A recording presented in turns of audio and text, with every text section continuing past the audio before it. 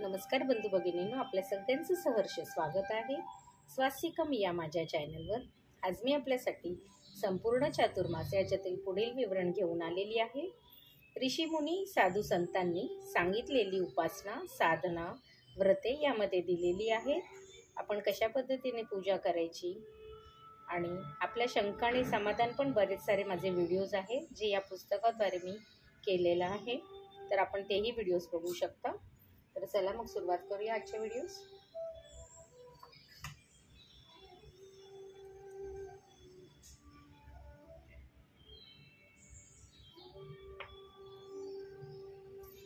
नैवेद्यं समर्पयामि। नैवेद्यं समर्पयामि। गणपती बाप्पा।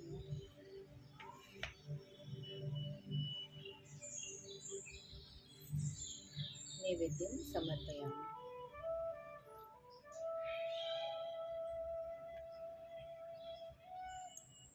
नैवेद्यं समर्पयामि।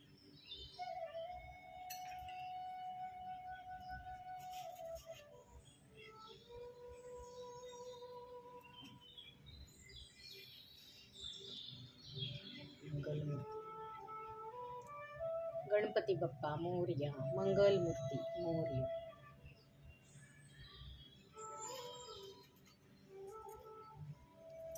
चला तर मग आजच्या व्हिडिओ सुरुवात करूया।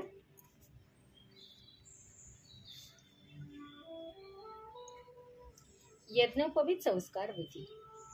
श्री गणेशाय नमः। श्री सरस्वतीभ्यो नमः। यज्ञोपवीत संस्कार विधी।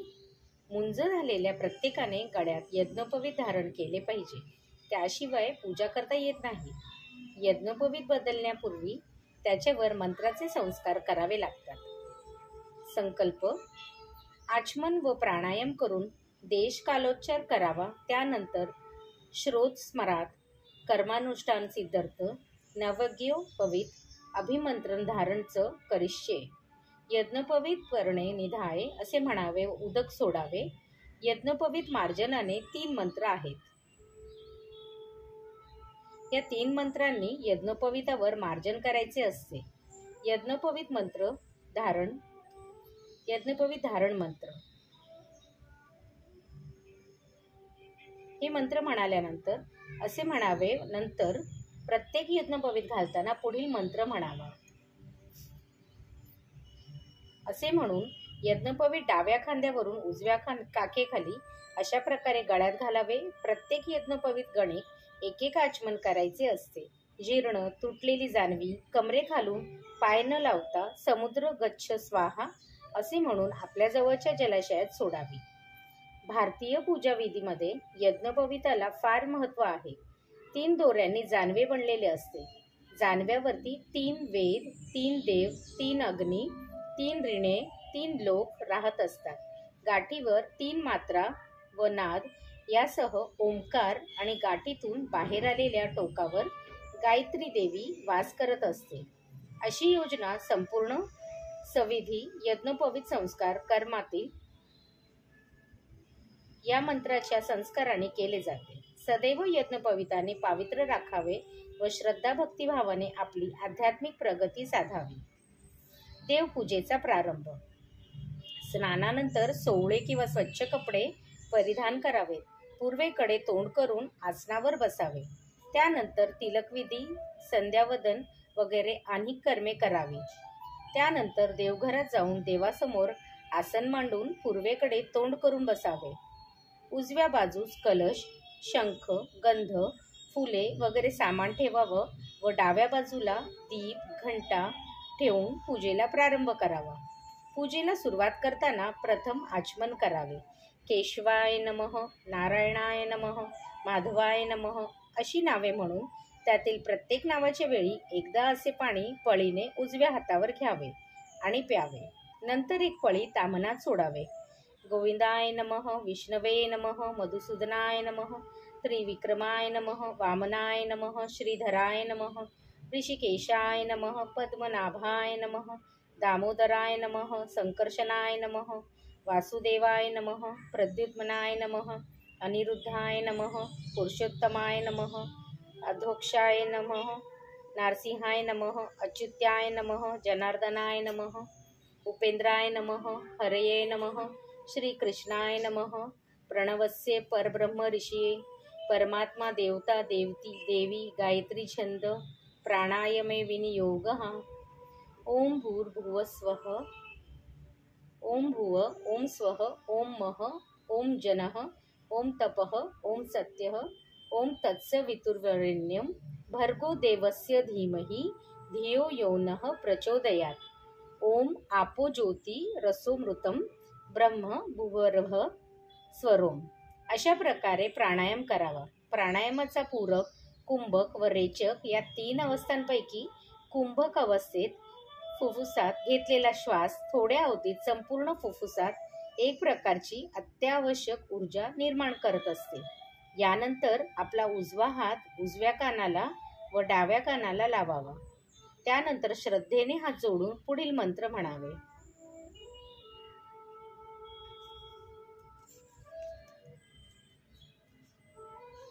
गणेश पूजन। वक्रतुंड महाकाय सूर्यकोटी समप्रभ निर्विघ्नं कुरु मे देव सर्वकार्येषु सर्वदा। श्री महागणपतये नमः। निर्विघ्नमस्तु या मंत्राने गणपतीचे स्मरण करावे व प्रेमभावाने नमस्कार करावा। त्यानंतर पूजेसाठी शुद्ध पाण्याने भरलेल्या तांब्यात घेतलेला असेल तो आपल्या उजव्या बाजूला ठेवून त्यावर आपला उजवा हात पालथा ठेवून पुढील मंत्र म्हणावा। कलश पूजन। कलस्य मुखे विष्णुः कंठे रुद्रः समाश्रितः मूले तत्र सीतो ब्रह्मा मध्ये मातृगृणा स्मृता कुक्षोतु सागरः सर्वे सप्तद्वीपा वसुंधरा त्रिग्वेदो यजुर्वेदः सामवेदो रातवर्णः अडश्नाच्च सहताः सर्वे कलशं तु समाश्रितः अत्र गायत्री सावित्री शांती पुष्टिकरी तथा आयान्तु देव पूजार्थ दुरित क्षयकारकः खड्गेंच यमुने चैव गोदावरी सरस्वती नर्मदे सिंधु कावेरी जलस्मिनं सन्निधिं कुरु। वरुणाय नमः। सर्वोच्चोपचारार्थाय गंधा शतपुष्प समर्पयामि नमस्करामि। हे मंत्र म्हणून तांब्याला गंध अक्षता पुष्प अर्पण करावे आणि नमस्कार करावा। त्यातील पाणी घेऊन पूजा सामग्रीवर आणि आपल्या अंगावरती शिंपडून घ्यावे। शंखपूजन। त्वं पुरा सागरत्पनो विष्णूंना विधृतः करे नमितः सर्वदेवश्च पाज्वजन्य नमोस्तुते। शंख देवताय नमः। सकल पूजार्थे गंधपुष्पं समर्पयामि नमस्करोमि। अपवित्रः पवित्रो वा सर्वथां गतोऽपि वा यः स्मरेत पुंडरीकाक्ष स बाह्याभ्यन्तरः शुचिः पूजाद्रव्यानि संप्रोक्ष्य आत्मनं च संप्रोक्षत। असा मंत्र म्हणून शंखाला गंध लावून फुले वाहावीत। शंखातील थोडे पाणी स्वतःवर व पूजाद्रव्यांवर शिंपडावे। घंटापूजन। आगमार्थ तू देवांना गमनार्थ तू राक्षसां कुर्वे घंटारवं तत्र देवता हवान लक्ष्मणं घंटाय नमः। सकल पूजार्थे गंधाक्षत पुष्पम समर्पयामि घंटानाद कुर्यात। असा मंत्र म्हणून घंटेला अक्षता पुष्प वाहावे आणि घंटा वाजवावी। शिवाला प्रथम वंदन केले जाते। शिवाची प्रमुख स्थाने म्हणून 12 ज्योतिर्लिंगाचे महात्म्य अनेक पुराणात सांगितले आहे। शिवाला आदिनाथ मानणाऱ्या नाथ संप्रदायात संपूर्ण भारतात प्रतिष्ठा लाभली आहे। मध्ययुगात दक्षिण भारतातील कर्नाटकात वीरशैव तथा लिंगायत हा संप्रदाय उदयाला आला। संपूर्ण भारतात शिवाची अनेक मंदिरे असून अनेक भक्त शिवोपासना करीत असतात। वैष्णवपंथ हा भारतीय संस्कृतीतील अनेक अंगाने विकास पावलेला आहे। भागवत धर्माची एकेश्वरवादाची बीजेही त्रिग्वेदात सापडतात। वैष्णव धर्मातील अवतार कल्पना सर्वांना ज्ञात आहे। या अवतार कल्पनेतून वैष्णव धर्म अधिक व्यापक झालेला दिसून येतो। वैष्णव पंथात अनेक थोर भक्त व आचार्य होऊन गेले आहेत। अखिल मानव समाजासाठी भगवंताची प्राप्ती कशा प्रकारे सुलभतेने होईल याचे वर्णन या वैष्णव पंथाने केले आहे। अनेक वैष्णवांनी भक्तिमार्गाची वाट प्रशस्त केली आहे. महाबोधाला त्यांनी कोवळी कथा प्राप्त करून दिली. या संप्रदायात अनेक भक्त उदयाला आले आणि त्यांनी आपल्या अभंगवाणीने परमार्थाचा विचार समाजाच्या रसातळापर्यंत पोहोचविण्याचा प्रयत्न केला. वेदकालापासून आजपर्यंत अनेक वैष्णव भक्तांनी मानवी जीवन भक्तिभावाने कसे आनंदमय होऊ शकते याचे मार्गदर्शन केले आहे. आद्य शंकराचार्याने प्रतिभेतून प्रकट झालेली ही पंचायतन पूजा होय. या पूजेतून त्यांना समन्वयवादी दृष्टिकोन, लोकमानसात श्रद्धेय झालेल्या प्रतीकांचा आदर करण्याची उदात्त बुद्धी आणि वैदिक धर्माला सुसंघटित स्वरूप प्राप्त करून देणाऱ्या उदात्त ध्येयाची साक्ष पटते. इथे काही पंचायतन दिलेले आहे, जसं श्री गणेशाय पंचायतन, विष्णू, शिव, गणेश, देवी, सूर्य. शिव पंचायतन, विष्णू, सूर्य, शिव, देवी, गणेश. विष्णू पंचायतन, शिव, गणेश, विष्णू, देवी, सूर्य. श्री देवी पंचायतन, विष्णू, शिव, देवी, सूर्य, गणेश. श्री सूर्य पंचायतन, शिव, गणेश, सूर्य, देवी, विष्णू. श्री विष्णूचे ध्यान.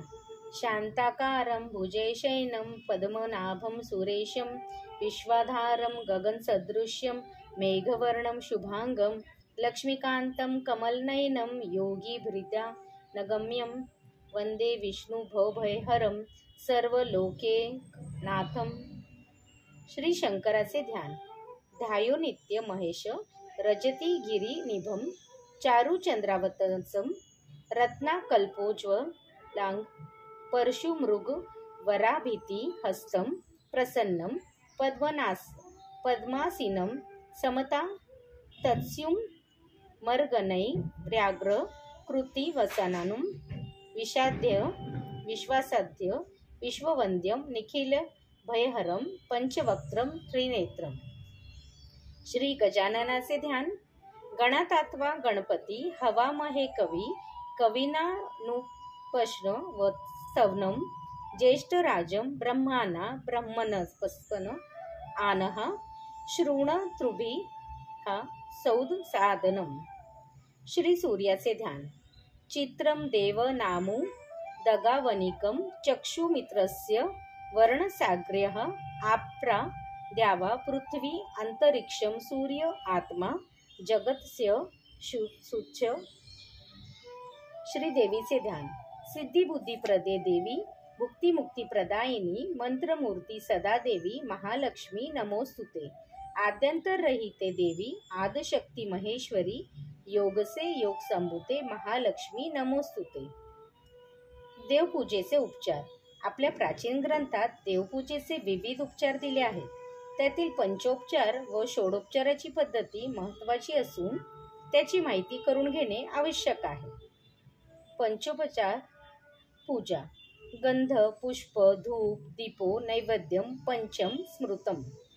गंध पुष्प धूप दीप आणि नैवेद्य हे 5 उपचार. या 5 उपचारांची पूजा करणे म्हणजे पंचोपचार पूजा. षोडोपचार पूजा. आवाहन, आसन, पाद्य, अर्घ्य, आचमन, स्नान, वस्त्र, उपवस्त्र, गंध पुष्प धूप दीप नैवेद्य प्रदक्षिणा नमस्कार आणि मंत्रपुष्प या 16 उपचारांची पूजा करणे षोडोपचार पूजा. आवाहन. आवाहन म्हणजे निमंत्रण किंवा बोलवणे. ज्या देवतेची पूजा करायची असते त्या देवतेचे मूर्तीमध्ये आपली अंगे, परिवार, आयुधे आणि शक्ती यांच्यासह येऊन प्रतिष्ठित व्हावे आणि आपली पूजा ग्रहण करावी असं आवाहन मनोभावे प्रार्थना असते. आवाहनाच्या वेळी देवावर अक्षता किंवा तुळशीपत्र वाहावायचे असते. अमुक देवतेभ्यो नमः असे म्हणून देवास हात जोडावेत. अमुक ऐवजी त्या देवतेचे नाव घ्यावे. वैदिक आवाहन मंत्र. ओम सहशीर्षा पुरुषः सहस्राशः सहस्रपात सभूमी विश्वतो वृतः त्य शांकलम. अर्थ विराट विशाल अशा परमपुरुषाला हजारो नेत्र व हजारो पाय आहेत. तो भूमीला सर्वस्वी व्यापून राहिलेला आहे आणि 10 अंगुळे वर उरलाच आहे. पूर्णोक्त आवाहन मंत्र आगच्छ देवदेवेश तेजोराशे जगत्पते क्रियमाना मया पूजां गृहाणं सुरसतम ओम देवदेवतेभ्यो नमः. आवाहनार्थ अक्षता समर्पयामी.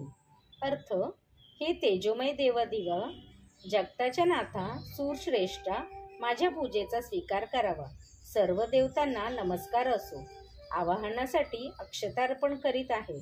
यानंतर ओंकाराचा उच्चार करून देवाला नमस्कार करावा आणि ओंजळीत गंधाला व पुष्प फुले घेऊन त्या देवाच्या चरणकमलावर वाहावीत. आसन. देवाचे आगमन झाल्यावर त्याला बसण्यासाठी आसन द्यायचे असते. देवाच्या बैठकीच्या जागी 5 फुले ठेवावीत, अन्यथा अक्षता वाहाव्यात. श्री विष्णूला आसन द्यायचे असेल तर त्यासाठी तुळशीपत्र ठेवावीत. वेदोक्त आसन मंत्र. ओम पुरुष एवदम सर्व यद्भृतयच्च भव्यम उतामृतत्व से शानो यदने नातिरोहित. हे जग म्हणजे आदिपुरुष आहे. हा अमृतत्वाची स्वामी आहे. त्याच्या केवळ इच्छेने तो प्राणीमात्रांना निमित्तभूत असे जे अन्न त्याद्वारे या जगात प्रकट झाला आहे. पुराणोक्त आसनम मंत्र. नानारत्न समायुक्तम कार्तस्वर विभूषितम आसनम देवदेवेश प्रीत्यर्थे प्रतिगुह्यताम. अर्थ, हे देवाने देव नाना प्रकारच्या रत्नांनी युक्त आणि सोन्याची निमडलेली आसन तू संतुष्ट व्हावास म्हणून देत आहे. कृपया त्याचा तू स्वीकार कर. आसन म्हणून त्या त्या देवताप्रमाणे फूल, दुर्वा, बेल, तुळस इत्यादी ठेवावे किंवा अक्षतांचे आसन अर्पण करावे. पाद्य. पाद्य म्हणजे पाय धुण्यासाठी पाणी देणे. या उपचाराच्या वेळी देव ताम्हनात ठेवून त्यावर पळीने पाणी घालावे. वेदोक्त पाद्य मंत्र. ओम एतावानस्य महिमातो जायांश पुरुषः पादस्य विश्वभूतानि त्रिपादस्न्या ऋतम देवी. याचा महिमा काय तो वर्णावा. या सर्व दृश्य विश्वापेक्षा तो कितीतरी महान आहे. या विश्वातील संपूर्ण चराचर सृष्टी हा केवळ त्याचा 1/4 भाग असून त्याला राहिलेला 3/4 भाग दिवलोकात आहे. पूर्णोक्त पाद्य मंत्र. पाद्यम गृहान देवेश सर्वशेम समर्थ भो भक्त्या समर्पितम देव लोकनाथ नमोस्तुते. अर्थ, हे देवाने देव तू सर्वांचे क्षेम करण्याला समर्थ आहेस. हे लोकनाथ, चरण प्रक्षालनासाठी हे पाद्य मी तुला प्रेमाने अर्पण करत आहे. कृपया त्याचा स्वीकार करून घे. अर्ध्य. अर्ध्य म्हणजे देवाचे पाय धुतल्यानंतर त्याला हात धुण्यासाठी ओंझळभर पाणी द्यायचे असते. संध्येच्या पळीत गंध, पुष्प, अक्षता, दुर्वा इत्यादी वस्तू घालून ते पाणी अर्ध्य म्हणून देवाला अर्पण करावे.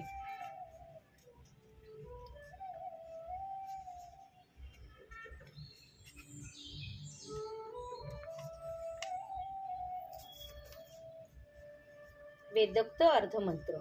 ओम त्रिपादर्भ उदैवत पुरुषः पादोस्य हाब भवतुपुन ततो विवठ व्यक्रामत शासनासने अभि.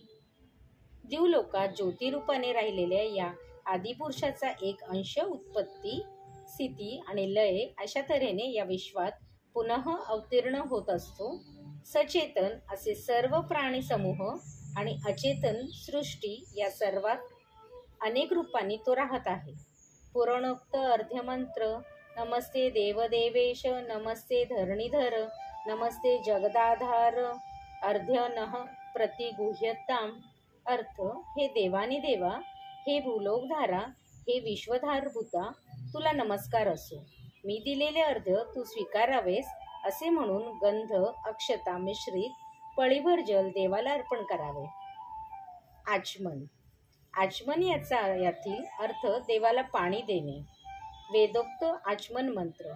ओम तत्साद विराळ जायत विराजो अधिपुरुषः स जातो अत्यरिच्यत पश्चाद भूमिमथो पुरः. त्या आदिपुरुषापासून ज्याच्या ठायी विविध वस्तू विलसत असतात असा विराट स्वरूपात देह उत्पन्न झाला. त्याच्या आश्रयाने एक पुरुष म्हणजे परमात्मा आपल्या मायेने ब्रह्मांड निर्माण करून स्वतः त्यात प्रविष्ट झाला.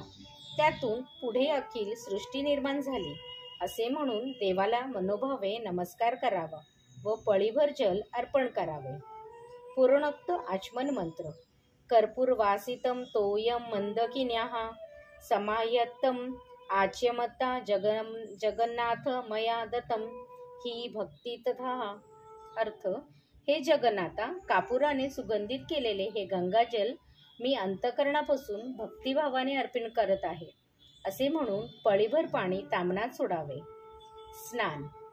स्नान म्हणजे देवावर पाणी घालणे होय. देवाची मूर्ती जर मातीची असेल तर त्यावर पाणी घालू नये. फुले, तुळशीपत्रे यांनी फक्त देवावर पाणी शिंपडावे. वेदोक्त स्नान मंत्र. ओम यत्पुरुषेण हविषा देवा यदमतवंत वसंतो अस्यासी दाज्यम ग्रीष इदम शरश्वधामी. अर्थ: देवानी या पुरुषाच्या स्वरूपाचाच हविमार्ग करून मानसिक यज्ञास प्रारंभ केला. त्यात वसंत ऋतू हे तूप, ग्रीष्म हे इंधन आणि शरद हा हविहा शेष कल्पिला. पूर्णोक्त स्नान मंत्र. गंगा सरस्वती रेवा पयोष्टी नर्मदा जलयः स्नानी पितोसी मया देव तथा शांती कुरुष्व मे. अर्थ: हे देवा, गंगा, सरस्वती, रेवा, पयोष्णी, नर्मदा इत्यादी नद्यांच्या पाण्याने मी तुला स्नान घालीत आहे. तू माझ्या मनाला शांती प्रदान कर. यानंतर दूध, दही, तूप, मध आणि साखर यांचा समावेश असलेले पंचमृताने देवाला स्नान घालावे. यावेळी पुढील मंत्र म्हणावा.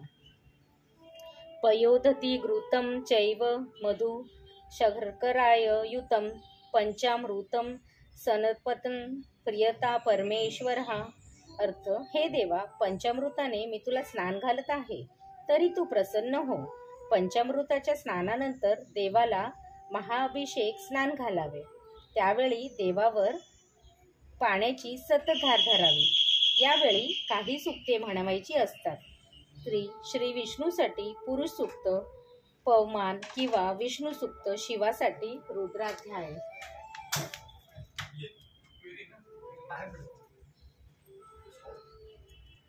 रुद्रसूक्त गणपतीसाठी श्री गणेश अथर्वशीर्ष, श्री सूर्यासाठी सौर सूक्त, देवीसाठी श्री सूक्त म्हणायचे असते.